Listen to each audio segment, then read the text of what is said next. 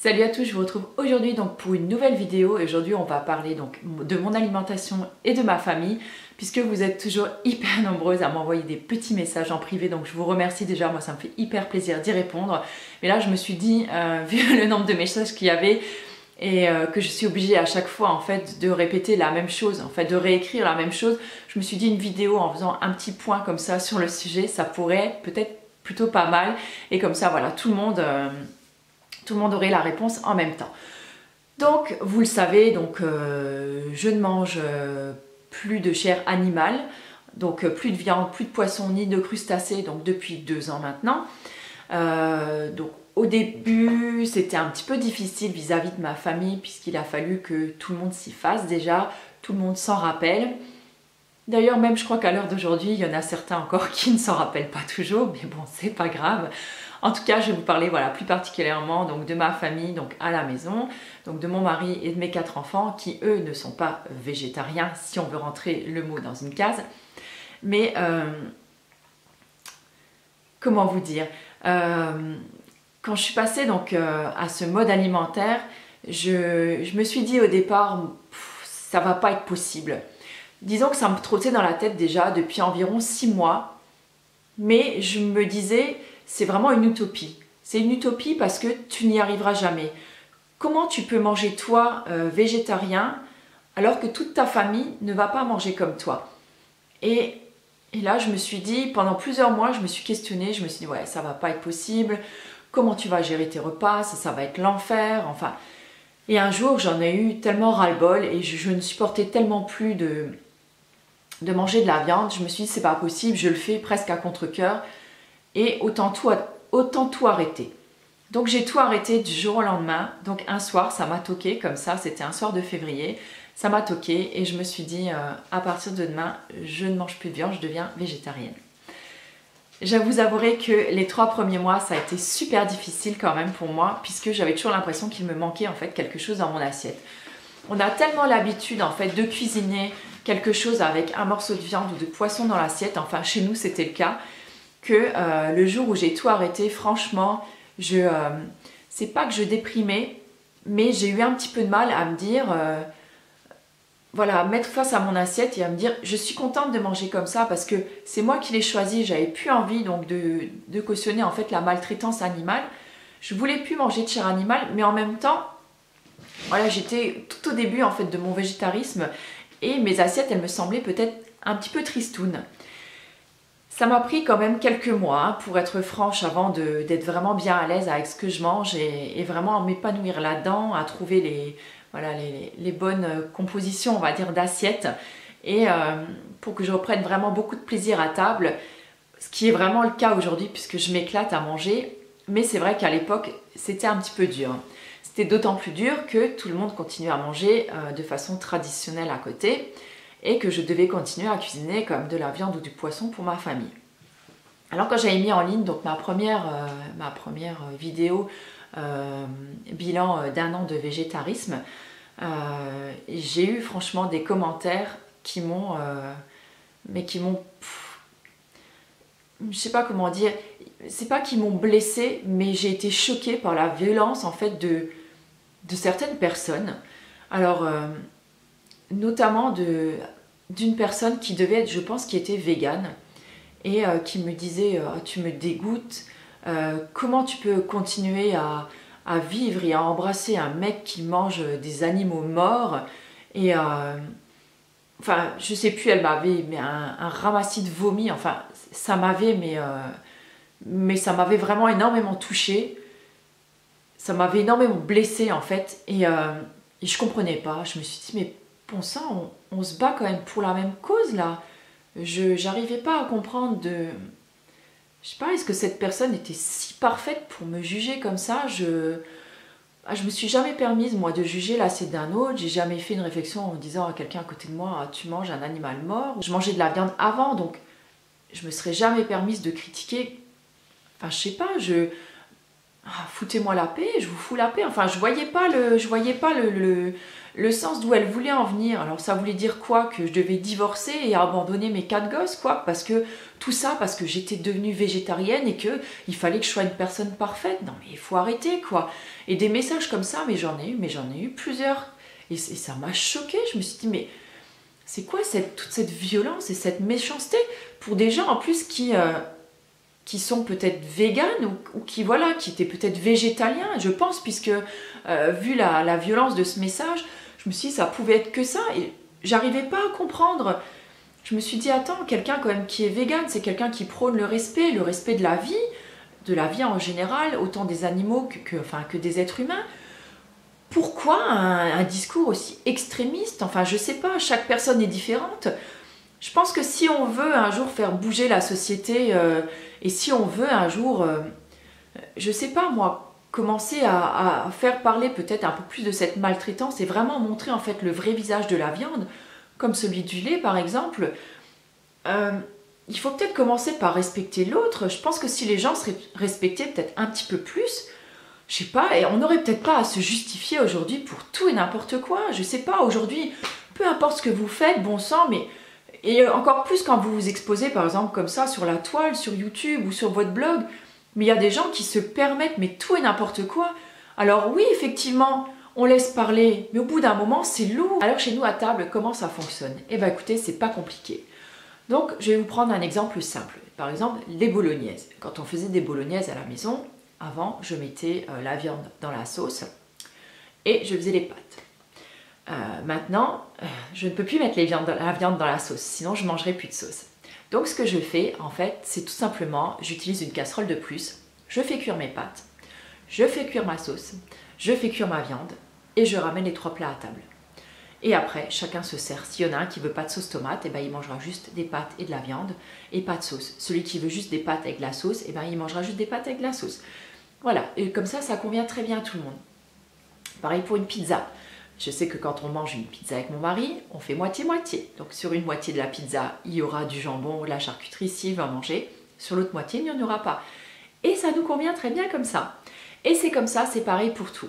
Alors le problème que j'ai moi à la maison, c'est que mes enfants, ils ont beaucoup de mal avec les légumes et les légumineuses. Donc j'essaye de temps en temps quand même de leur faire goûter, mais c'est très difficile. Par contre, l'autre jour, par exemple, ils m'ont vachement surpris et ils ont mangé des graines germées à table. Donc je m'étais ramené un petit pot de graines germées. Et bien heureusement que je m'étais servi parce qu'une fois qu'ils avaient mis le nez dedans, c'était fini. Ils ont tout mangé. Donc vous voyez comme quoi les enfants peuvent nous surprendre. Je pensais vraiment pas qu'ils allaient manger ça, mais en fait si. Donc voilà. Alors après, c'est vraiment à vous de vous adapter. Alors si vos enfants, par exemple, ils mangent des légumes, ben, vous avez beaucoup de chance. Parce que là, vous pouvez faire des tonnes de plats sans légumes. Vous pouvez remplacer les viandes par, je sais pas moi, par des tofu, des galettes de céréales. Après, il y a beaucoup de recettes dans lesquelles on peut faire des plats très très complets et très très bons pour toute la famille. Si vous voulez plusieurs exemples, j'ai toute une rubrique en fait sur mon blog où je partage beaucoup de recettes. Et moi, je sais qu'il y a mes enfants, il y a des choses qu'ils aiment bien. Alors, on ne mange pas de la viande à tous les repas. Donc, ce qu'on faisait avant. Et c'est là où je me suis rendu compte, moi, en arrêtant d'en manger, qu'on en mangeait vraiment beaucoup. Donc là, j'ai limité, c'est un repas par jour avec de la viande. Et j'ai encore réduit les quantités de moitié parce que je trouve qu'ils en mangeaient vraiment beaucoup.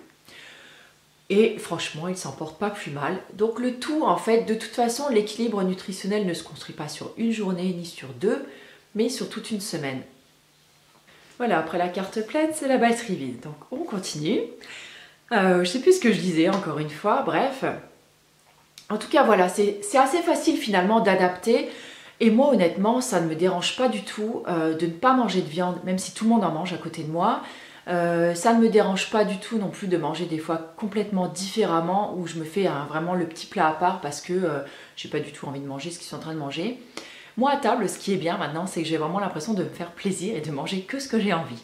Donc ça c'est plutôt chouette, puisque comme je me cuisine vraiment mon petit truc à moi, et après en fait je rajoute une viande ou un poisson avec, j'ai toujours l'impression en fait de me faire que plaisir à moi à table. Bon après bien sûr ça fait plaisir aux autres aussi, Mais en même temps, je pense que j'ai découvert plein de recettes, plein de nouveaux goûts également avec cette cuisine végétarienne ou végétalienne, puisque je mange quand même beaucoup végétalien aussi au niveau de la semaine. Mais et mes enfants aussi ont découvert pas mal de choses finalement, et j'en suis pas mécontente. Et après, je sais pas, peut-être que mon mari pourrait peut-être devenir végétarien dans quelques années. Moi, je force pas là-dessus ou quoi, mais je sais qu'il commence à manger beaucoup plus comme moi. Des fois, je lui dis, je te fais une viande, ou il me dit, non, non, je mange comme toi. Et ça lui va très très bien, il trouve ça super bon, je veux dire, c'est très goûteux. Vraiment, moi, je trouve ça hyper bon, quoi. En plus, moi, j'aime beaucoup relever avec beaucoup d'épices, et je trouve vraiment que c'est une cuisine qui a du goût. Après, vous n'êtes pas obligé non plus de devenir végétarien. Si votre mode alimentaire, bah, écoutez, il vous satisfait, bah, écoutez, tant mieux. Hein, je veux dire, pourquoi changer quelque chose qui vous va bien? Mais si vous sentez quelque part au fond de vous que ça ne vous plaît pas ou que vous mangez à contre-cœur, c'est qu'il est peut-être temps quand même de vous poser quelques questions et pourquoi pas de tenter l'expérience. Quand j'ai arrêté, moi, d'en manger de la viande, j'ai expliqué.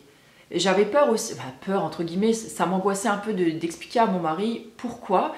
Et en fait, il l'a très bien compris, il l'a très bien pris. J'ai expliqué à mes enfants aussi pourquoi. Et ils ont très bien compris aussi. Après, je veux dire, chacun à leur niveau voit le truc différemment sûrement. Mais voilà, moi j'ai pas envie de forcer qui que ce soit à devenir, à devenir quelqu'un qu'il n'a pas envie d'être. Moi, en tout cas, je me sens hyper bien dans ma peau comme je suis aujourd'hui. Et je pense que c'est bien, là, l'essentiel, faire ce qu'on a envie de faire dans la vie, suivre ses convictions profondes, c'est important, de ne pas se perdre de vue, rester soi-même. Pour moi, c'est quelque chose vraiment de fondamental. Et alors, est-ce que c'était l'approche de la quarantaine qui m'a fait prendre conscience de ça? Je sais pas. En tout cas, je sais que mon blog, ça y était pour beaucoup, puisque je me dis souvent que rien n'arrive par hasard dans la vie, que j'avais commencé à écrire un livre. En fait, j'avais écrit un livre avant que tout le monde lance cette mode et avant de créer mon blog. J'ai cherché des maisons d'édition pendant presque un an. Aucune n'a voulu mon livre. Et c'est là où je me suis dit, je vais en faire un blog. Et c'est comme ça que j'ai débuté en fait mon blog. Voilà, c'est parti de là. Donc mon livre, je l'ai toujours. J'adorerais toujours pouvoir le faire en fait, le sortir.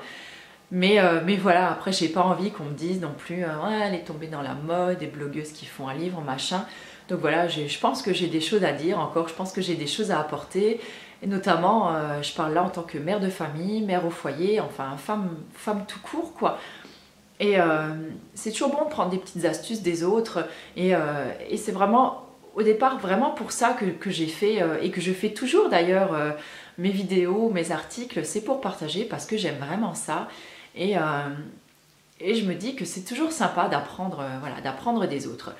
Je crois que je commence à déblatérer un peu n'importe quoi maintenant, il est peut-être temps que j'arrête. Voilà, en fait, tout ça pour vous dire que vous pouvez tout à fait adapter des repas, même si vous ne mangez pas pareil.